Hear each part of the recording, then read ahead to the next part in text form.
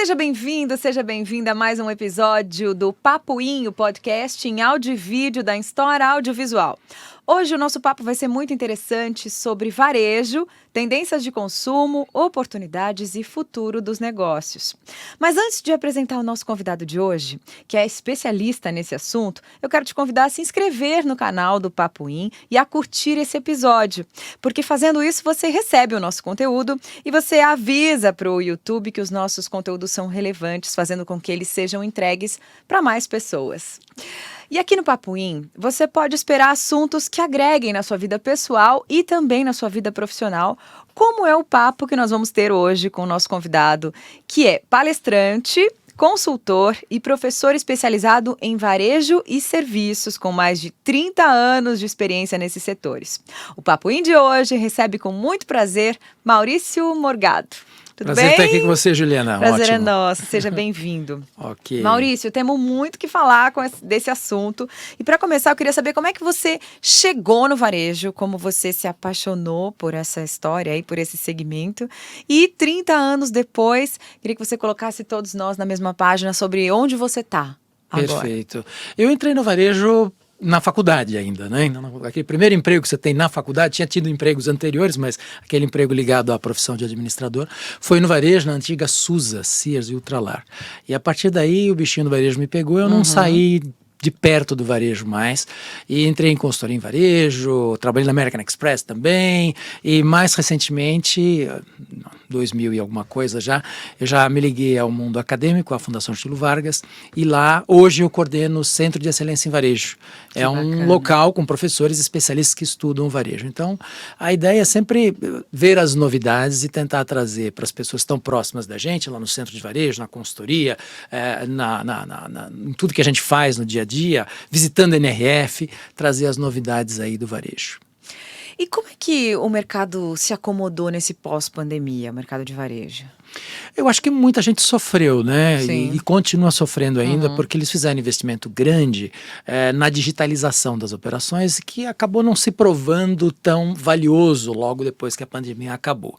Eu acho que as pessoas voltaram para as lojas e fizeram investimento grande em operações digitais, né? E essas operações não rodaram tanto quanto eles gostariam. Alguns se endividaram, né, por conta disso. O mercado não cresceu tanto quanto se esperava também, então muitos varejistas experimentaram dificuldades. Sim. Alguns outros têm coisas mais pontuais, como por exemplo a concorrência dos produtos importados na área de confecção, a modificação em alguns mercados, sei lá, móveis, e cada um tem móveis, por exemplo, teve um crescimento muito grande nas vendas online, retoma agora. Isso na pandemia na teve. Pandemia, na Por pandemia. Conta também das pessoas estarem mudando o seu modelo de residência com home office, foi isso? Foi isso, e também muitas pessoas não tinham o que fazer, vamos reformar as casas, né? Então houve um crescimento grande. Eu mesmo fiz reforma durante a pandemia, né?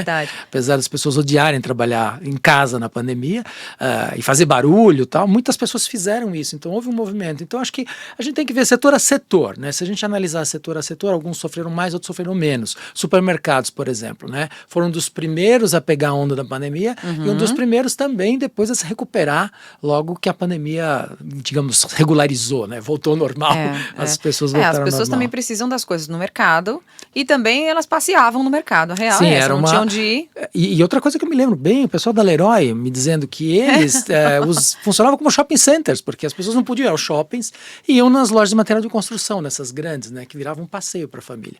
E já tinha que reformar mesmo, então? Já resolve. Já aproveitava tudo, né? E passeava lá. E o consumidor, ele tá diferente, né? A gente tá numa era de muita informação.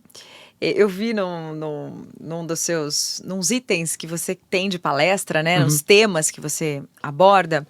E eu queria entender como é que é o consumidor nessa era de TikTok e dancinhas. Então, acho que eu nem penso mais nas dancinhas do TikTok, né? Porque ele nasceu assim, a primeira versão dele tinha um nome que eu nem me lembro, que era focado nas dancinhas. Mas eu acho que o que trouxe mesmo o TikTok foi uma impaciência incrível dos consumidores, né? A gente sentava, assistia um programa de 1 hora, 1h30. O Silvio Santos durava o domingo todo, praticamente, né? Ninguém consegue mais fazer coisas com todo esse nível de concentração. Se pegar os filmes mais novos da Netflix, eles têm no máximo 1h30. Eles já anunciam 90 minutos de filme. Os filmes duravam 2 horas, né? Então, tudo começou a encolher e a ficar um pouco mais rápido e os consumidores muito elétricos. Outro dia eu mandei um vídeo para minha filha Nem lembro mais o assunto. E depois eu me perguntei, você viu? Pai, tem 3 minutos. Eu não abri. Quantos anos tem sua filha? Ela vai fazer 17 agora. Então, é um consumidor super ágil. É muito né? rápido, é muito ágil, mas tudo é muito urgente. Como que o varejo lida com isso? Como as empresas lidam com isso? Eu acho que esse é um grande desafio, é de você falar rápido, com relevância. Eu acho que, e outra coisa importante, você tem que achar o público que quer ouvir aquela mensagem. Acho que esse é o grande ponto. As redes sociais permitiram essa grande segmentação do mercado. Você tem grupos cada vez menores, né? E esses consumidores, eles querem ouvir coisas que dizem sentido para eles, né? E aí não dá para você ficar falando muito. Assim que você chega nesse consumidor e sabe o que ele quer ouvir, a mensagem tem que ser muito rápida. Ela tem que ser muito visual, tem que ser muito prática. Não tem mais espaço para grandes teorias. Esse é o grande ponto, eu acho. E também, do ponto de vista do varejo, produto, eu acredito que essa urgência seja mais facilmente resolvida. Do ponto de vista de serviço, eu acredito que esse mercado sofre mais com essa urgência do cliente. Então, mas aí começam a surgir alternativas, por exemplo, do self-checkout. O self-checkout é uma maneira que, quando funciona, é uma maravilha, porque você passa muito mais rápido no seu caixa, né? É aquele autoatendimento. Aquele autoatendimento. Então, os supermercados têm investido bastante nisso. Verdade. Né? Tem até um quê aí de redução de mão de obra, de despesas e tal. Mas, assim, a ideia da rapidez é que está muito presente. Rapidez está muito presente nas compras online. Se você pegar Mercado Livre, Sim. Os caras estão entregando, às vezes, no dia seguinte. Teve uma compra que eu fiz na Americanas há um tempinho atrás, que ela entregou no dia, no mesmo dia. Então, e não era compra de supermercado ou de farmácia, que era uma coisa urgente. Era um item regular aí, Sim. né? Mas entregando no dia. Então, e eles estão acostumando mal o consumidor. E a gente quer isso cada vez mais como consumidores, né? A gente quer. E quando não chega, você perde espaço, né? Você perde espaço perante o concorrente que está fazendo aquilo melhor e mais rápido. Acho que esse é o ponto. Esse é o ponto. E os varejistas hoje têm investido muito em marketplaces, né? Eles têm investido nos próprios, né? Sim. Quando eles, de verdade, assumem toda a operação, mas muitos têm entrado para Mercado Livre, fazendo parcerias, né? Submarino, essa turma toda aí, né? A maioria dos grandes já tem lojas oficiais. Já tem as lojas oficiais dentro desses espaços, né? Não dá para não ter. Não dá para não ter. Só para ter uma ideia, eu estava pesquisando um telefone novo para mim hoje, eu fiz a compra hoje. No site, vou citar as marcas, não tem problema, no site da Motorola, porque o site do fabricante estava mais barato que os sites dos varejistas tradicionais. Então, a gente está chegando num ponto dessa distribuição direta que meio que muda um pouco a regra do jogo e começa a abalar as relações com os outros varejistas, né? Da cadeia como um todo. É um negócio importante, é uma transformação importante essa venda direta que a indústria está fazendo. Para o consumidor é ótimo, né? A concorrência é ótima, mas do ponto de vista da empresa, da estrutura de distribuição dá uma balançada grande. Imagino. Tem muita coisa a se discutir, muita coisa a se ajeitar nessas cadeias quando a gente fala dessa venda direta. Disputar a atenção do consumidor sempre foi, no caso, eu acho que o foco, o objetivo das marcas.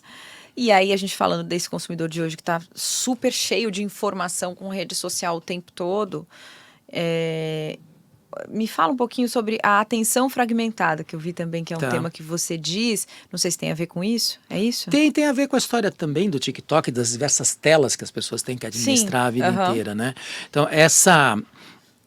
veja você, eu acho que tá difícil vender livro, né? As pessoas não conseguem ficar o tempo todo nos livros. Algumas livrarias sobreviveram agora, apareceram novas marcas e tal, mas elas estão cada vez mais nichadas. Então as pessoas querem coisas muito rápidas. Exatamente por conta dessas milhares de telas que a gente tem, das coisas que apitam das redes sociais, do WhatsApp, né? Que acaba com a nossa paz. Acaba com a nossa paz. Era um negócio que é bacana, é interessante, funciona, mas se você não tomar conta, você passa o final de semana inteiro trabalhando e respondendo coisas no WhatsApp. Então, o consumidor tem esse problema. Mas nesse cenário, como é que as marcas falam com os consumidores? Né? Porque elas continuam querendo falar.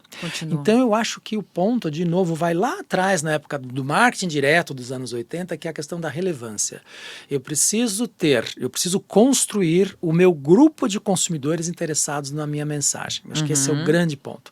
Não adianta sair por aí usando o tal do spray and pray, como eles falavam antes, né? Joga a mensagem no ar e reze para alguém pegar a mensagem. Agora não tem mais isso. Você tem que ter os seus grupos de consumidores, o seu banco de dados, o seu CRM. Aí sim você consegue mandar mensagens relevantes para essas pessoas. Caso contrário, você está com essa atenção fragmentada dos consumidores, não consegue deixar nada no ar.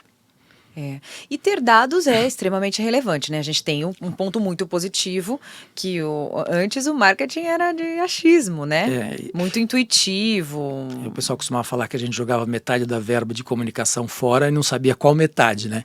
Porque era grande. É bem isso. Era bem isso. Eu lembro de época de flyer, que traga aqui, pizzaria, né? Sei. Tipo, traga aqui esse cupomzinho para você ganhar um desconto. Com 10 desses cupomzinhos você ganha uma pizza de mussarela.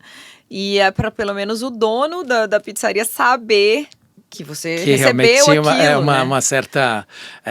tinha confiabilidade aí na mídia dele, né? Mas é um negócio que sempre foi difícil essa questão de chamar a atenção dos consumidores, mas agora que a gente consegue ter esses grupos de consumidores, se nós conseguirmos também agregarmos a esse nomezinho que está lá, o comportamento de compras, o que aquela pessoa comprou, que dia que ela frequentou, essa pizzaria perto da minha casa tem uma que ainda faz isso. Mas ele faz um sistema antigo, né? Ele não consegue nem capturar meu nome quando eu ligo. E olha que eu já troquei cupomzinho naquela pizzaria assim muitas vezes, que é de 10 em 10, né? É uma judiação, né? É uma judiação. Ele poderia estar falando comigo, pelo menos identificando meu telefone. Eu sempre ligo do mesmo telefone, né? Então ele podia ter todo um cadastro meu lá. É claro que ele tem outros diferenciais para se manter no bairro. Estamos falando de uma coisa pequena, ele está lá há 200 anos e todo mundo gosta dele, o produto é bom e tal. Mas se a gente pegar esse raciocínio e jogar para varejistas de rede, por exemplo, se nós conseguirmos manter esse histórico de compras, aí a vida fica bem mais fácil para os processos de comunicação. Até chegar ao ponto que a gente cai no exagero.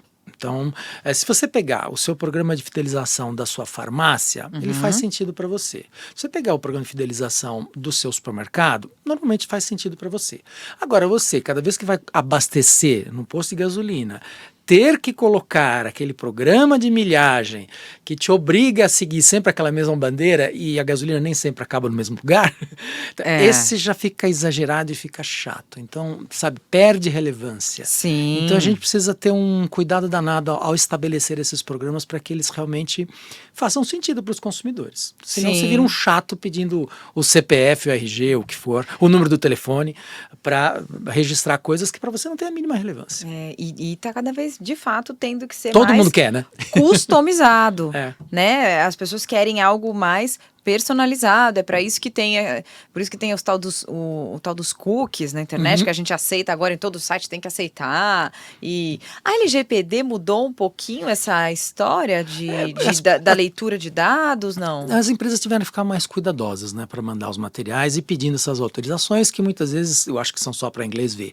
Mas assim, dentro das empresas grandes, pelo menos as que eu tenho acompanhado, se o consumidor pede para não mandar, se o consumidor não assinala alguma coisa, elas têm seguido porque a coisa fica bastante complicada. E tem também a questão da troca de dados, né? Que eles costumavam trocar muito dados, as empresas trocavam dados. Hoje em dia isso realmente ficou bem mais difícil de ser feito. As empresas não fazem isso. As empresas têm sido multadas? Você conhece alguma coisa? LGPD, para quem não sabe, é a Lei Geral de Proteção de Dados, né? Sim. Porque às vezes quem que tá tem acompanhando já a gente uns 3 anos, né? Que tá 3 ou 4, até uns 4 anos, se eu não me engano, no ar. E realmente mudou a maneira como os mailings são tratados. Eu não conheço nenhum caso específico de punição que eu pudesse contar agora. Mas as empresas ficaram tão preocupadas com isso que acho que poucos casos nós tivemos.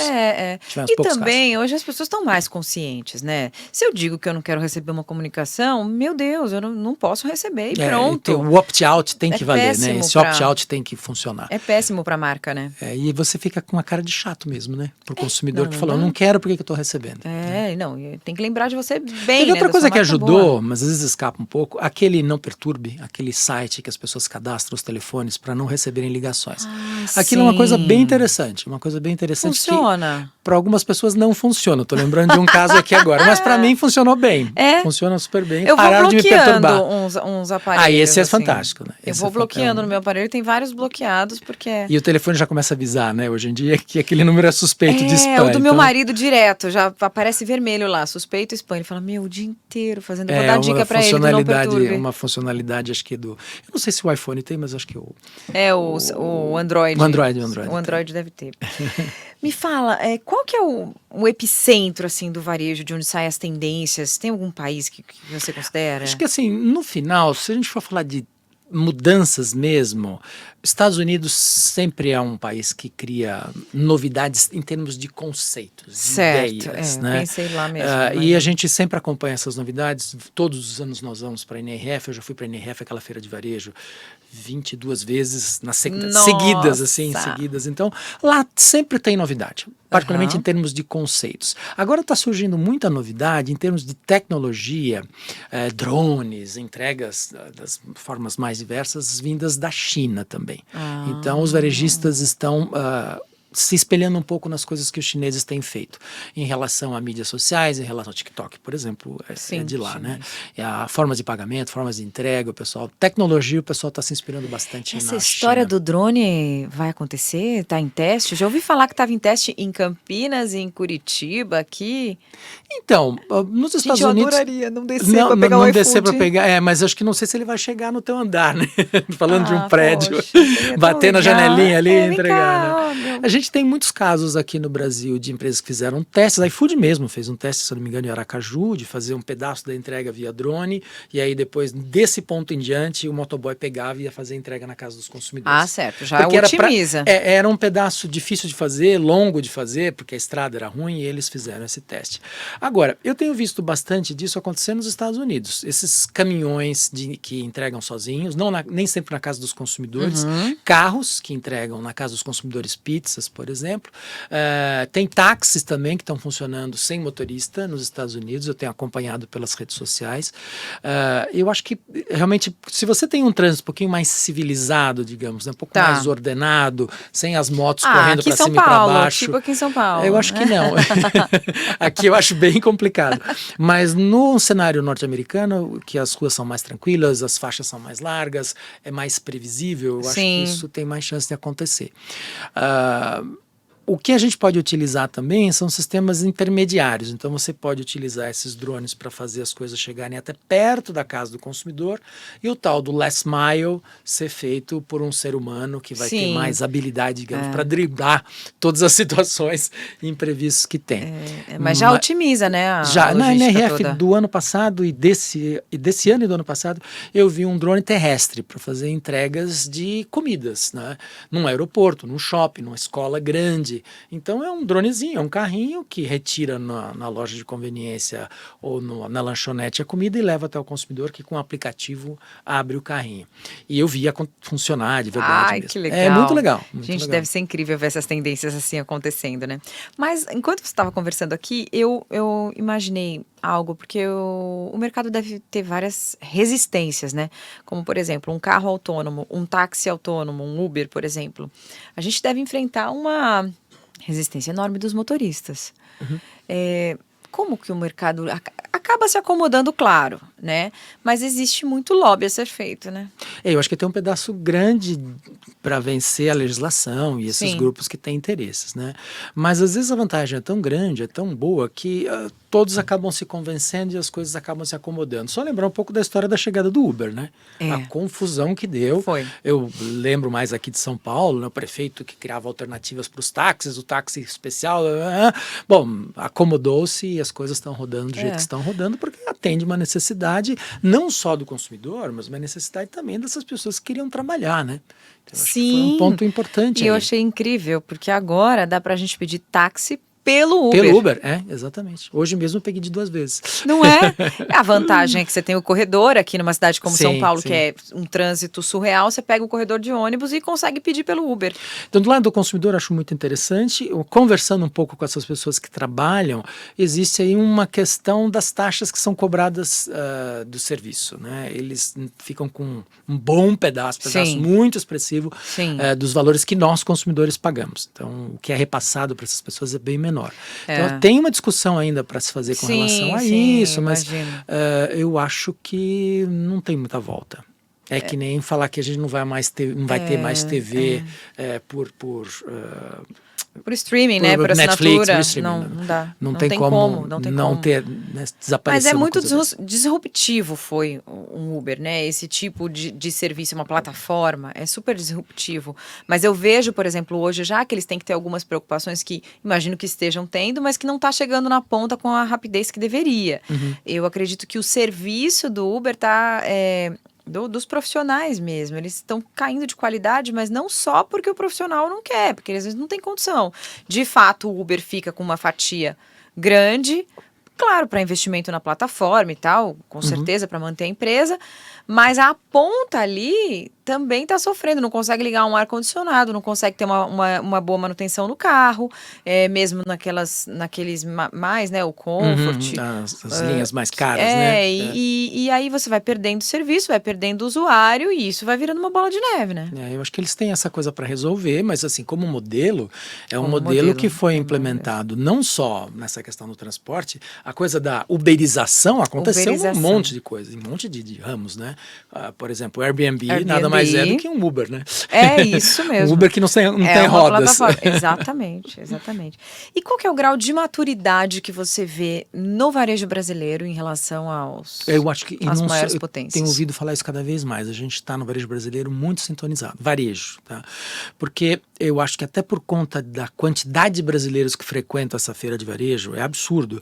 Vai mais brasileiros nessa feira de varejo em Nova York do que canadenses. E é muito mais perto para os canadenses irem. Até a língua é a mesma, né? Facilita lá. Sim. E vai muito brasileiro. E eles têm um contato muito grande com as novidades. Então, muitas coisas que estão acontecendo lá também estão acontecendo aqui. Antes a gente falava, demora 5 anos. Não demora. Chega muito rápido.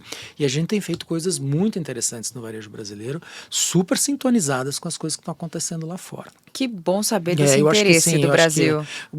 As grandes redes, então, assim, elas não veem mais aquela novidade nas coisas que são feitas lá. Já está bem digerido e fácil de implementar aqui no Brasil. Que legal. As pessoas estão comprando mais pela internet? Eu queria até me estender para te perguntar o que você tem visto de mais interessante, de relevante no comportamento do consumidor. Tá. Eu acho que assim, uma das coisas que a internet mudou definitivamente, com todas as variações da internet, vamos falar desde os anos 2000 para cá, foi realmente o comportamento de compra dos consumidores, né? Eu acho que a gente pode dividir a internet em 2 momentos. Primeiro, aquela internet dos anos 2000 que era no computador, e a internet, nesse momento, foi utilizada muito para se comprar eletrônicos, para comprar os tais dos livros, lembra que a Amazon surge com força, acho que em 95, 98, e teve essa fase dos computadores, então a compra sentada, mexendo lá no laptop, né? E aí era uma compra um pouco mais pensada. Tanto que era até um pouco difícil vender moda nessa época, né? Não tinha muita facilidade para mostrar as roupas. Era uma coisa de vender eletrodomésticos, eletroeletrônicos, livros, coisas fáceis de pesquisar. Quando a gente vai para, sei lá, eu diria 2005, 2006, quando surgem os telefones celulares no modelo que a gente tem agora, a gente começou a ter a chance de comprar mais por impulso na internet. E as redes sociais facilitaram a venda de cosméticos, a venda de moda, roupa de maneira geral. Então acho que a gente teve esses 2 momentos. De qualquer forma, eu acho que o caminho de compras, a tal do processo decisório, né, é muito influenciado pela internet hoje em dia. Mesmo que você não termine a compra no online, no aplicativo ou mesmo no computador, você consulta, então você pesquisa, você vê, nem que seja o preço daquele item, né? Então eu acho que mudou para sempre e a gente tem que se adaptar. Alguns conseguem fazer todo o seu negócio em cima do mundo online, alguns nascem no mundo online. Eu vejo um caso muito legal que eu gosto, que é pequenininho, mas chama OkJo. queijólatra. Então, queijólatra? Queijólatra. Ele vende pacotes de queijos brasileiros, ele, sei lá, queijo de Minas, 3, 4, e ele trabalha o tempo todo pela internet. E despacha do Rio de Janeiro. Eu já comprei umas 3 vezes. É um negócio assim que você fala, pô, do nada ele surgiu. Claramente se vê que é uma empresa pequena, né? Mas você tem outras empresas gigantescas fazendo coisas parecidas. Ele faz um clube de assinatura de queijo. Basicamente é isso. Que legal! Tá? E você pode comprar no 1 a 1 também. Mas se você pegar uma Wine, por exemplo, é um mega clube que se estabeleceu em cima da internet, né? Totalmente no online. Então é um modelo que funciona daí. E depois é engraçado, começa a aparecer a necessidade de ter até uma loja física, né? Então tem loja física do Wine, tem loja física da Evino, também. Olha. Então, assim, se complementam. E o negócio nasceu fortemente no online. Então acho que mudou muito, e a gente tem que saber onde é que ele se encaixa no nosso mundo, no nosso negócio. E eu vejo você falando de negócios que nasceram online, que tiveram necessidade de ter uma loja física, mas eu imagino que muitas lojas físicas também estão tendo que correr contra o tempo, porque eu, por exemplo, sou uma pessoa que, dependendo do que eu vou comprar na loja, eu sempre dou uma olhadinha na internet sobre como está o preço. Não tem como escapar, né? E aí, quase nunca eu consigo realizar a compra na loja física, a não ser que eu tenha uma urgência urgente. Senão, não consigo. E aí eu fico também tentando fazer essa... Eu falo, gente, como é que fecha essa conta? Então, acho que esse é um problema. O problema chega a ser até fiscal aqui no Brasil. Porque, por exemplo, troca de mercadoria, que é uma coisa que poderia ser facilitada nesse processo, né? Troca de mercadoria tem uma questão fiscal importante que impede que a gente troque em qualquer loja, né? É complicado fazer a troca em outra loja que não foi aquela que gerou a nota fiscal. Então, tem problemas aí que a gente precisa, a gente precisa por resolver. Isso que a gente... Eu não sei como resolver isso, não é minha área exatamente, mas é muito sim. difícil fazer uma troca no Brasil por conta disso. Os impostos já foram pagos, já foram recolhidos, como é que pega o imposto de volta? Então realmente tem coisas aí complicadas para fazer essas trocas. Mas também tem coisas que o varejista poderia facilitar um pouco a nossa vida, né? Eu me lembro, essa eu não vou citar o nome, no Natal, querendo comprar um tênis para dar de presente, no site da mesma loja, o tênis era R$100 mais barato. E eu lá, mas moço, é R$100 mais barato, não posso fazer, aqui eu não posso fazer. Na loja física ele não podia fazer. A gente não consegue entender como consumidor. A gente, assim, consegue pensar por que eles estão fazendo isso, porque os custos da loja física são maiores, porque lá está pagando aluguel, lá está pagando água, luz, mais funcionários. Vão ficar cada vez maiores. Mas o problema é que a gente se relaciona com a marca, né? A gente está falando com aquela marca, a gente não quer saber se ela está no computador, no telefone, numa torre de marfim ou no shopping center. No início de Casas Bahia, eu lembro que era assim, eu acho que era Casas Bahia, essas grandes lojas de departamentos, e você ia lá comprar uma geladeira, você entrava no site, estava um jeito, na loja estava outro. Eles falam, não, mas é outra loja. Como assim outra loja? Não, a gente não consegue entender. A gente não vai conseguir entender nunca. A gente fala, peraí. Aí acaba que a loja física virou uma vitrine. Você vai lá para ver, para abrir a porta da geladeira, olhar para ver se tem um espaço e tal, e compra na internet. Eu acho que esse é um ponto que os varejistas ainda têm que fazer muita conta, e porque tem uma questão de atribuição, né? De quem é aquela venda, né? Você perde. Hoje em dia você perde, não tem como. Você foi na loja, viu, abriu a geladeira e tal, comprou no online. Ele não guardou a informação que você estava na loja, né? Então, realmente, a não ser que tenha alguma coisa para fazer um tracking no seu telefone ou em você, né? Um chip na cabeça das pessoas, mas essa mentalidade tem que mudar, porque a gente compra multicanal, né? A nossa compra é multicanal, muita consulta aqui, lá, sem contar que a gente nunca vai saber os amigos que a gente conversou, né, a respeito daquele produto. Tá, vamos esquecer isso, nós vamos levantar isso do processo decisório, mas o fato das pessoas pularem em diversas mídias para decidir a compra, não tem jeito. Mas eu já vi, por exemplo, loja física cobrir o preço da internet de um concorrente. Já. E aí virou minha referência da vida. Eu falo, não, é isso aí, ó. Não tô querendo não sei, né, tal, você quer? Ó, eu achei esse valor, mas aí eu levo agora. E tem muitas coisas também que as próprias lojas não dão autorização, né? Porque todos os sistemas dão um certo nível de autonomia, né? Uma alçada para o gerente, para aquele vendedor cobrir alguma coisa, mas chega um ponto que, se ele cobrir também, ele que vai levar uma bronca, né? Exato. Então é complicado, a gente não sabe do lado de cá, como consumidor, até onde ele pode ir, né? Mas a gente quer que vá, né? A gente Não quer, tem a gente jeito. quer, não tem jeito. Como consumidor, a gente quer que vá. Você pode me contar alguma estratégia de marketing que tenha sido super bizarra e que funcionou?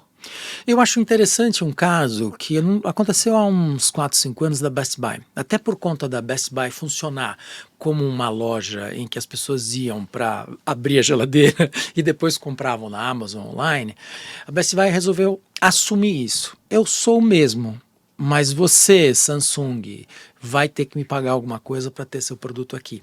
Então ele começou a comercializar a loja como mídia, para ajudar a pagar a conta. E no final foi uma das poucas que não quebrou nos Estados Unidos. Tinha uma que chamava Circuit City, por exemplo, né? Quebraram muitas delas, né? Essa Circuit City era uma delas, que vendia praticamente a mesma coisa, que não acompanhou isso, não fez essa modificação radical e tem que assumir que o consumidor utiliza a loja como mídia, né, ou como local de pesquisa. E eles começaram a cobrar por isso. Então é uma coisa muito interessante. Eles cobravam, por fabricante. exemplo, do fabricante da Samsung para ter uma gôndola aqui, para estar num lugar de destaque, para de repente influenciar na decisão de compra. Exato. E também outra coisa legal que eles fizeram foi: pessoal, acessa a internet aqui, ó. Entra no nosso site, pode comprar no nosso site da Best Buy, já que você está vendo a geladeira aqui, compra aqui na loja com a gente. Mas no nosso site, entendeu? Não vai comprar na Amazon. Simplesmente por uma questão de querer comprar na internet. Porque o preço era atrativo. É interessante, é mais prático, né? Às vezes a pessoa quer ver outras opções. A loja não tem todas as cores, por exemplo, né? Você pensar em modelos, talvez você consiga ver, pensando no caso da geladeira, você vai conseguir ver a porta, o tamanho, o que significa 300 litros, né? Que eu sempre imaginei 300 litros dentro da geladeira. Não sei como eles vendem geladeira por litro. Também não consigo na hora de mudar isso. Eu isso. sempre acho que devia vender por melancia. Né? Quantas melancias cabem nessa geladeira? Que é mais fácil de ver do que litro. Dá para visualizar melhor. Mas aí o que acontece? No site tem muito mais opção, né? Então tem cores diferentes, variações dos modelos, né? Às vezes o cara não quer com a gaveta aqui, quer com a gaveta lá, sei lá, coisas assim. Na internet fica facilitado, mas a loja física permitiu que ele visse o material, sentisse se é bom ou não, sabe? Coisas assim são legais na loja física. Supermercado também é assim, né? Tudo programado, tudo organizado, as marcas compram o espaço nas gôndolas, sim, para estar né? no lugar certo, na altura dos olhos, né, na ponta de gôndola, isso sim, é super estabelecido no mercado. Super estabelecido já, né? E faz parte do que que os fabricantes acordam no início do ano, faz uma programação extensa com relação a isso. O que eu acho de diferente no supermercado é que a geladeira você pode ou está disposta a esperar. Às vezes você nem quer receber a geladeira, né? Porque sua casa está em reforma, por exemplo. Sim, não me manda essa geladeira, pelo amor de Deus. Não tem urgência nisso. Não tem urgência. No supermercado é outro mundo. Né? Então eu acho que o supermercado tem uma coisa para resolver no online. Essa coisa da entrega, né? Aliás, mais que uma coisa, a questão da disponibilidade dos itens. Então, não sei se você já teve chance de comprar pelo online no supermercado e chegar à metade da lista. Sim. É muito difícil manter essa informação do estoque super acurada. Porque eu também tá cheio de gente na loja enquanto eu tô comprando, né? É isso. Aquela mercadoria que estava disponível não está mais, né? Então, mas eles não deveriam fazer um estoque só para o e-commerce? Aí começa a ficar complicado, porque você vai ter que ter uma dark store, como eles falam, só para isso. Aí o que eles querem fazer, o que é legal, sempre é utilizar o estoque das lojas para poder fazer as entregas, né? Mas esse é um ponto. Então, a questão do estoque é um ponto. A questão da entrega é um outro ponto. E outra coisa... Você diz de agilidade? De agilidade, de chegar depressa, porque, sei lá, às vezes você está querendo para o jantar. Né? Você não pode esperar. E algumas coisas também, tem uma questão mais complicada ainda, algumas coisas dependem de geladeira, né? Depende de refrigeração. E vai ficar lá na sua recepção, na portaria. Então é complicado, né? Então tem todo um ponto aí. E agora tem uma outra coisa que eu acho mais complicado ainda, que eu não vi a solução ainda, é um aplicativo bom de comprar no supermercado, porque eles são muito chatos. Então você clica um item, clica outro item, clica outro item, aí você não... Quando você está no supermercado, você vai vendo as coisas, eu quero isso, quero isso, quero isso. Eu não vi isso no aplicativo ainda, funcionando de um jeito legal. Como funciona no supermercado, né? Para dar essa vontade de comprar por impulso também. E não é nem... Pro varejo... A gente, como consumidor, não vai querendo comprar por impulso. Não, mas assim, mas compramos, a gente óbvio. quer ver quer ver as coisas que nos ajudem a lembrar de outras. Exato. Aí, então, e fica só aquele negócio, fica frio. Fica muito frio, muito racional o processo. E fica chato. E aí demorado também. Então, essas compras nos supermercados ainda no online, eu acho que tem uma coisa para resolver. Eu não já vi realidade virtual, que a pessoa passeia dentro de casa no supermercado, já vi muitos modelos que poderiam resolver isso, realidade aumentada também, mas é um probleminha. Nossa, é o tempo todo correndo, né? Porque tá tudo tão rápido, tão volátil o mundo, que a gente precisa correr atrás do prejuízo toda hora, né? Os supermercados, eles contam com uma vantagem importante, que é essa de que a gente precisa das coisas Sim. aí, né? Não dá para esperar comprar, muito não tem mais. Jeito. A gente vai ter que ir, porque é comida, né? É diferente. É comida. Mas roupas, eletrônicos, né? Eventualmente a gente, como consumidor, estaríamos mais dispostos a esperar. Né? A esperar, verdade, verdade. Aproveitando que a gente está falando de tecnologia, o que a inteligência artificial tem a oferecer de oportunidade para o varejo? Assim, claro, são muitos nichos que você tem para falar, mas assim, de principal que você tem visto, que é interessante. A primeira coisa que eu vi, que eu acho que pode ser muito útil, é no atendimento ao consumidor. Você pode, com inteligência artificial, responder muitas dúvidas típicas que os consumidores têm. Legal, e ela isso. é capaz de cruzar coisas. Acho que essa primeira grande utilidade é isso. Então, todos esses sistemas automáticos de atendimento, o Bradesco tem, o Itaú tem, todo mundo inventou, é sempre o nome de uma mulher, né? É uma Alice, assim, que resolve, uma Maria eletrônica. Mas eles são, a princípio, muito ruins, né? Com a inteligência artificial, ele poderia ficar muito mais interessante. Verdade, acho que é um primeiro ponto E aí, importante. por exemplo, uma coisa que a inteligência artificial faz muito bem é tradução. Se você experimentar jogar um texto em português e pedir para ele escrever aquilo num outro estilo, numa outra língua qualquer, ele faz isso com uma maestria impressionante. Então imagina que você vá fazer uma compra online e queira que o que está lá no site apareça na tua língua, ou a tradução de filmes. Ele consegue fazer gravações em que eu estou falando aqui em português, e esse vídeo que está sendo gravado pode ser dublado em inglês com a minha própria voz. Então isso, para atender consumidor, é muito interessante, né? Eu acho que esse é o grande ponto aí para a gente auxiliar os processos de decisão dos consumidores. Acho que essa é a primeira grande utilidade que eu vejo.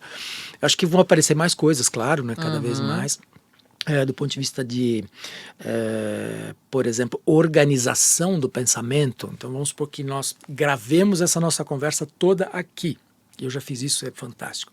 Gravo uma palestra inteira de alguém, essa palestra eu gravei em inglês, e aí ao fazer essa gravação eu transcrevi para o português, mas antes de transcrever para o português eu falei, resuma tudo o que ela falou. Gente, você não acredita, vocês jornalistas vão sofrer com isso, porque a qualidade do que ele fez, do resumo que ele preparou, já em português, foi fantástico. E é um aplicativo normal? Tem um aplicativo que transcreve, chama Transcriptor, e quem fez o resumo foi o ChatGPT.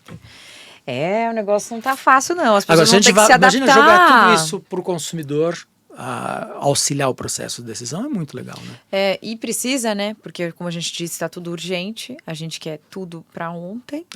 Então, quando o consumidor tem uma dúvida, ele precisa ser respondido naquele momento, porque daqui a pouco ele dispersa e começa a ver outra coisa, e quando a pessoa, o humano, vai atender, já não está nem sabendo o que é que volta ele aqui, perguntou. pelo amor de Deus, né? É isso. Mas a equipe de vendas também pode ter acesso a esse tipo de coisa, sim, né? Sim. Isso pode funcionar como treinamento, pode funcionar como informação de produto, tem muita coisa bacana que a gente pode dar para a nossa equipe de atendimento. Na verdade, a inteligência artificial já existe há muito tempo, né? Sim. Eu acho que agora ela está sendo mais democratizada, está ficando com mais fácil acesso para as pessoas, até para os pequenos e médios varejistas, né? Também para todos e tem nós. toda uma questão de análise de dados também, né? De descobrir padrões de comportamento, por exemplo, das pessoas, né?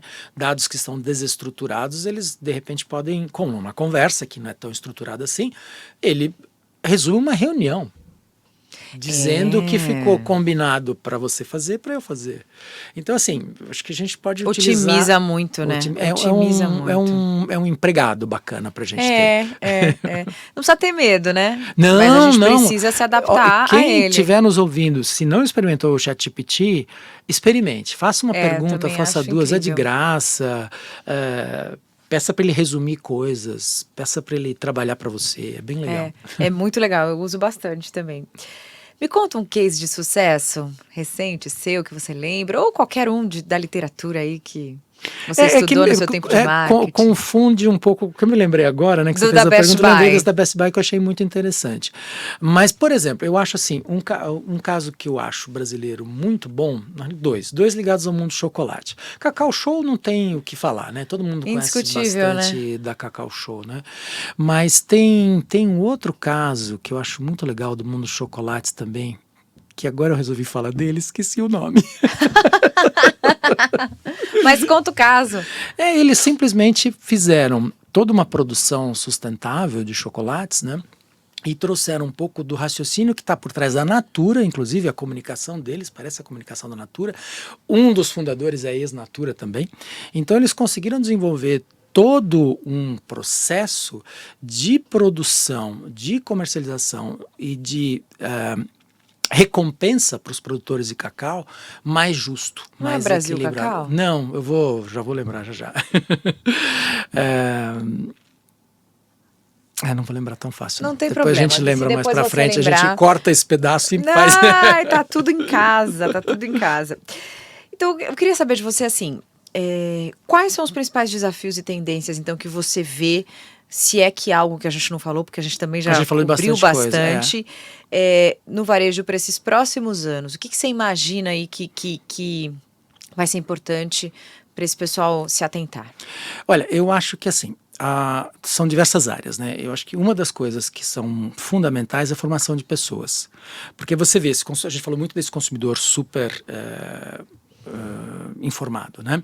Sim. E demandando um atendimento muito especial. Então, equipe super bem formada. Perfeito. Formação de equipe. A outra coisa que é importante também é que essa equipe esteja treinada nos produtos, nos serviços, nos sistemas, tal, mas que ela entenda a proposta da marca. Até onde, que linguagem esse atendente, esse funcionário usa para conversar com o consumidor e transmitir o posicionamento da marca. Então, entender propósito, entender valores, entender a história da empresa, como ela foi formada, eu acho que esse é um grande desafio daqui para sempre.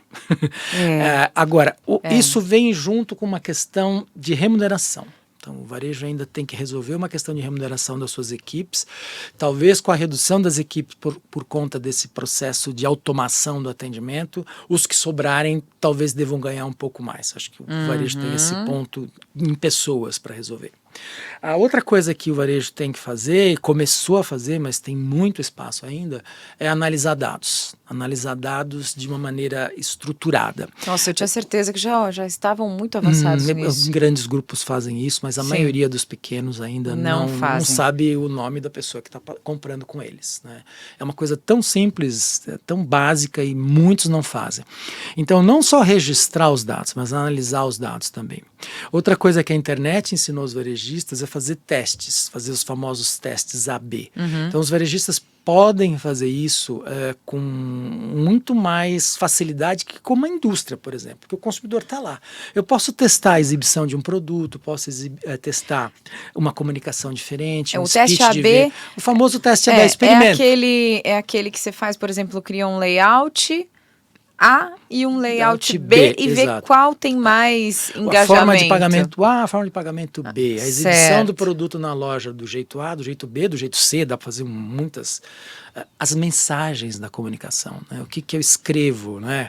Qual que é o título, um monte de coisa dá para fazer com esses testes. E o varejista usa pouco isso. E na loja é muito fácil fazer. Porque você troca rapidamente, não está funcionando aqui, vamos tentar colocar esse exibidor aqui num outro lugar com facilidade. Então, eu acho que essa é uma grande missão aí que a gente tem. Outra coisa, desafio, ligado a essa história da comunicação, é gerar conteúdo relevante para os consumidores. Então, a gente precisa, no varejo, criar amparados pelo nosso posicionamento, pelo que a gente quer transmitir, a gente precisa criar essa proximidade com os consumidores, contar as histórias que eles querem ouvir, falar as coisas que eles querem ouvir, atrair para o nosso grupo de divulgadores, os influenciadores digitais que fazem sentido para aqueles consumidores. Então, acho que esse é um desafio bastante importante. O outro desafio, eu acho que até você tem uma pergunta lá na frente sobre isso, é a loja nova. Como é que a loja tem que ser? Porque a nova loja é um grande ponto. Vai ser menor, vai ter todos os itens, vai ser complementada pelo mundo online, ela vai fazer entregas na região. Então tem uma discussão bacana aí sobre, na realidade, o papel da loja física nesse processo. Como é que ela tem que ser? Definitivamente ela tem que ser algo que projete a marca, que tem a ver com o propósito, com o posicionamento, com a história da marca, isso não tem dúvida. Mas fisicamente, tem o quê? Vai ter lockers para as pessoas retirarem mercadoria, vai ter um depósito ali do lado, um dark room, né? Um lugar que eles saem para fazer entregas, as pessoas passam para retirar produtos lá. E o que está exposto nessa loja? Né? Então é uma coisa bacana de pensar. É um estudo, uma reflexão boa. Eu tenho visto também, os mercados fizeram muito um movimento de diminuir os seus tamanhos e estarem nos bairros, né? Por que será que isso aconteceu? Eu não consigo entender. Não é fácil, porque o que dominava antes era o mundo dos hipermercados. Sim. O mundo do hipermercado é um mundo que você vai com o teu carro, para e roda, anda. Isso, não, mas o consumidor mudou muito, né? E aí o que acontece? Você perde um tempão. As pessoas não têm uma preguiça 2 de subir horas. aquelas... Nossa. Só para subir aquelas monte de escada rolante, aquelas esteiras, eu já tenho preguiça também. Então, todo mundo, principalmente nas grandes cidades, né? No interior ainda você vê supermercados um pouco maiores, né? Porque é quase que um programa. Mas numa cidade como São Paulo, você está no trânsito. E a nossa frequência de compra aumentou muito. Né? Uma coisa que a gente nem lembra, mas a gente fazia uma compra grande porque a inflação era alta. Então as pessoas recebiam, as pessoas recebiam, vou gastar tudo agora porque daqui 2 dias vale 20% a menos, né? E uma coisa que, mesmo com a queda da inflação, isso ficou, porque as pessoas se acostumavam a fazer compra do mês. Depois foi perdendo. E a gente está com um comportamento muito mais europeu, muito mais norte-americano de compras picadinhas, né? Sim. Então, tem aí o atacarejo, que supre um pouco dessa necessidade de consumidores que buscam preço, mas esses falam, vou separar 2 horas para fazer as minhas compras, né? Porque talvez o preço valha a pena, né? Os volumes sejam grandes e tal. Mas para um consumidor mais urbano, que preocupado com conveniência, as lojas encolheram muito. E não só encolheram, como também começaram a trazer muita coisa pronta, né? Alimentação pronta, que esquenta e tá resolvida, né? E não é congelado necessariamente, né? Eu vi esse movimento, achei bem interessante. Vamos falar agora de mitos e verdades do varejo? Vamos embora. Separei algumas frasezinhas aqui e aí você me diz, que são afirmações, você me diz se é mito, verdade, pode discorrer aí. O cliente tem sempre razão. É mito, mas ele precisa achar que tem. Porque mito confundindo de verdade. Porque assim, no fundo, nem sempre ele tem razão. Né? Ele pode ter usado o produto indevidamente. Sim. Pode não ter aplicado lá para pegar a garantia do produto, né? Tem um monte de coisa. Ele pode estar querendo enganar também, é muito possível, né, que isso aconteça. É bem possível. Mas no processo de atendimento, se você conseguir dar essa sensação de que ele está sendo ouvido e de que a reclamação dele é, digamos, justa, acho que isso já resolve bastante. Mas não é verdade que ele está sempre certo. Tem uma questão de alinhamento de expectativa, não tem não? Tem, acho que também claro. Muitas marcas deixam de comunicar aquilo que elas podem oferecer, o cliente acha que vai conseguir alguma coisa, não alinhou essa expectativa e aí desarranja mesmo. Comunicação é sempre um problema em qualquer relação, né? E a relação comercial é sempre um ponto importante, esse deixar claro até onde cada um pode ir, né? Sim. E isso faz parte do todo o speech de comunicação que a gente tem que apresentar para o cliente. Sim. Black Friday no Brasil é Black Fraud. É difícil responder essa pergunta porque as pessoas aprenderam a fazer isso, né? Acho que já isso está superado, digamos assim. A questão da fraude eu acho que está superado. Mas eu acho que a Black Friday, é uma opinião muito pessoal, eu acho que é uma fria na época que acontece aqui no Brasil. Nossa, eu também penso, acaba com o Natal. Acaba com o Natal, eu acho que não sei, e as pessoas fazem. Eu tenho percebido que ela perdeu um pouco da força. O pessoal do online me mata quando eu falo um negócio desse, né? Porque é muito forte no online. Mas eu acho que as empresas estão abrindo mão de um preço cheio que poderiam praticar mais para frente no Natal, e é muito próximo do Natal. É muito. É muito próximo. Então, eu acho que para o comportamento do brasileiro que tem o 13º, nós temos o 13º. O 13º é uma grana que entra inesperadamente na vida das pessoas, né? Para gastar no Natal. Então, eu não sei, eu acho que a Black Friday foi uma invenção esquisita. E mensurando isso, de fato, não aumentou, então, as compras não aumentaram. Quando o que você seria a intenção, se você medir Natal e Black Friday? Eu acho que não, porque no final o bolso é o mesmo. Então as pessoas estão só antecipando uma compra que fariam a preço cheio lá na frente.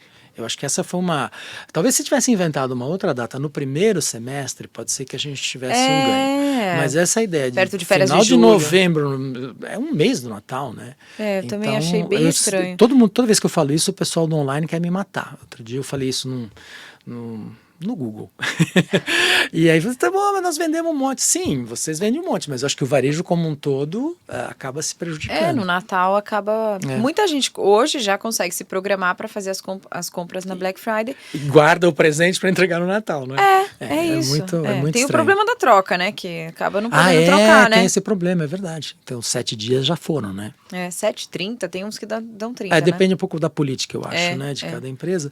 Mas realmente acho que, não sei, foi uma fria. Mas eu acho que ainda as pessoas também, os consumidores têm muito receio da Black Friday, porque muita gente faz tipo metade do dobro, né? Sim. Foi muito feito isso e acaba que a gente fica meio... As pessoas ficaram desconfiadas, né? Desconfiadas. Por isso que eu acho que ela é muito forte para os eletrônicos, porque o eletrônico é mais fácil de comparar, né? Verdade. Um vestuário, qualquer roupa, vestuário, é muito fácil fazer esse truque, né? De subir e depois abaixar.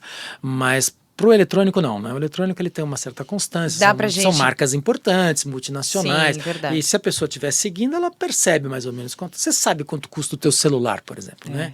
E vai conseguir avaliar se o preço tá bom ou não. E a gente volta naquilo dessa empatia da marca, né? Dessa conexão da marca. Se a gente vê também que a marca tá enganando, ou o marketplace tá enganando, por favor. A gente some.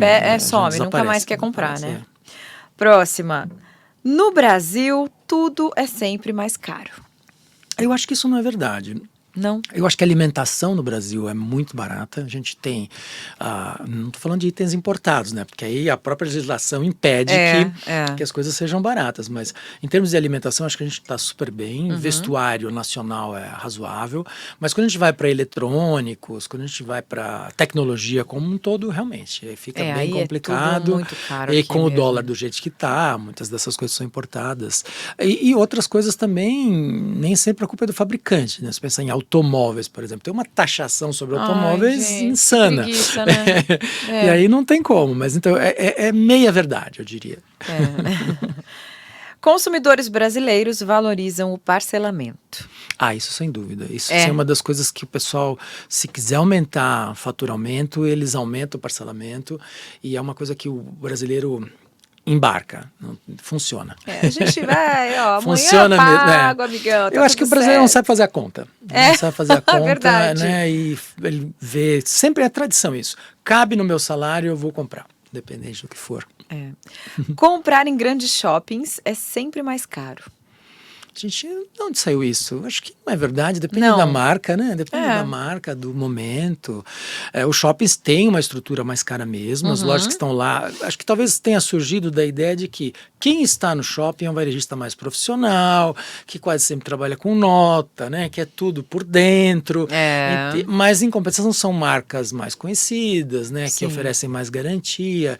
Então, se você comparar o shopping com a loja de rua que trabalha sem nota, é covardia, né? É covardia, exatamente.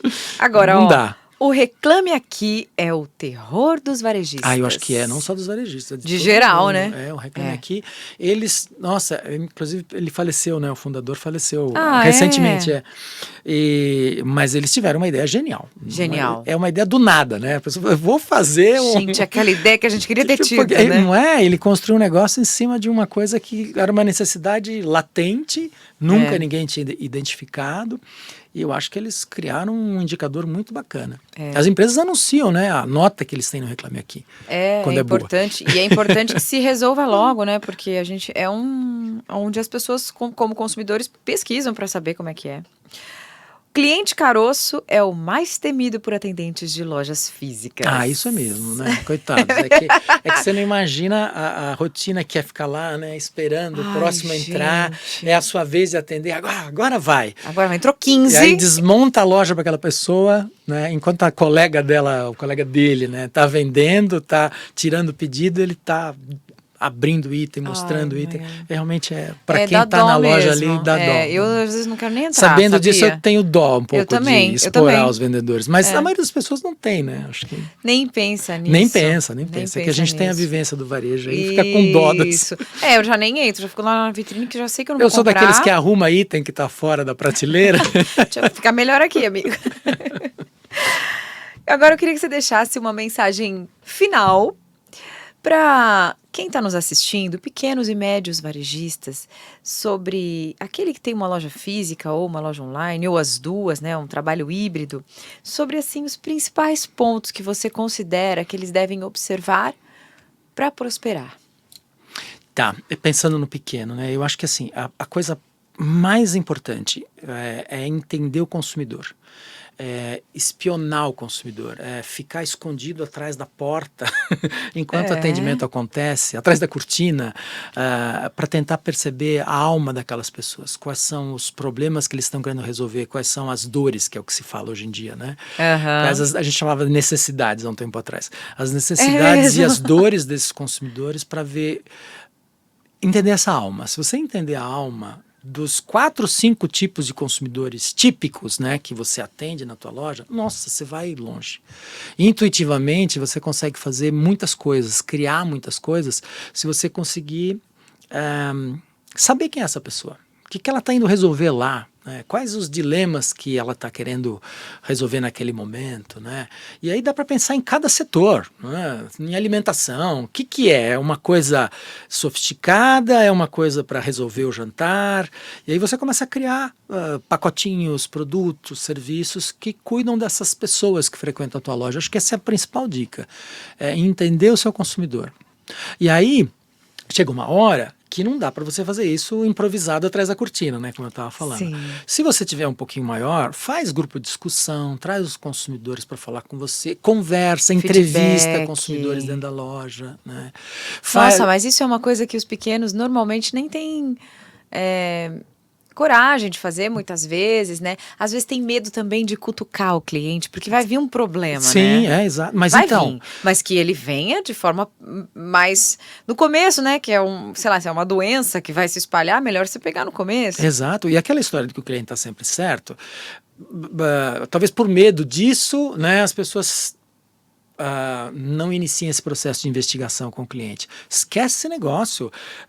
Se alguém fala alguma besteira, se algum cliente... Ele não necessariamente tem razão. Né? Desconsidera isso e segue. Você não vai pegar a ideia de um cara só. Você tem que falar com um monte de gente para você chegar a alguma conclusão a respeito do que você faz na tua loja. Né? Então, assim, acho que não tem que ter medo. Tem que conversar com as pessoas. Pode ser mais desestruturado, atrás da cortina, como eu falei, ou pode ser uma coisa mais estruturada. Chamar as pessoas que deram nota baixa naquele você nos indicaria, né? No velho e bom NPS lá. Fala com quem te deu nota baixa. Por que você deu nota baixa? Né? O que aconteceu com você? Então, acho que esses são pontos que ajudariam muito os varejistas a crescerem, os pequenos a crescerem. Já ouvi falar que o cliente que reclama é um cliente que te dá uma oportunidade de melhorar, né? Ele se importa com você. Ele se importa, porque chega um momento que você está tão cheio de um varejista, de uma marca, fala, imagina, tá ótimo, tchau, mas ele nunca mais volta. Nunca mais volta. Se ele está reclamando, sinal que ele ainda se importa com você, né? Que ele quer seu sua melhoria, digamos. Acho que esse é um ponto Sim, importante. te dá essa oportunidade. Maurício, obrigada. Legal, muito bom. Muito obrigada pelo Que horas papo. são? Olha Conversamos lá, um uma monte. hora. Nossa, que delícia. Conversamos Como é que a um gente monte. te encontra na internet? mauriciomorgado.com.br. Ah, Meu o site tem dele o é site ótimo, lá. tem várias palestras muito legais. Então a gente te encontra por ali. Rede social você tem? Rede social tem o LinkedIn, Maurício Morgado, também no LinkedIn. Perfeito. Maurício Morgado, os dois juntinhos, né? Tudo junto. Mas esses são os mais fortes para me encontrar. Perfeito, muito obrigada. Espero que você tenha muito sucesso. E vamos marcar um outro já, porque ficou assunto, viu? Tem bastante coisa pra gente falar ainda, Juliana. Foi um prazer estar aqui com vocês, viu? Obrigada, Maurício. Valeu, até a próxima. E você que é empreendedor ou empreendedora, envie esse vídeo para um colega que pode aprender com esse conteúdo. Eu aproveito para pedir, se você ainda não se inscreveu no nosso canal Papo In, se inscreve lá, curte esse episódio. No canal do Papo In tem vários episódios muito legais para você assistir também. Eu te espero no nosso próximo episódio. Muito obrigada pela sua audiência. Tchau.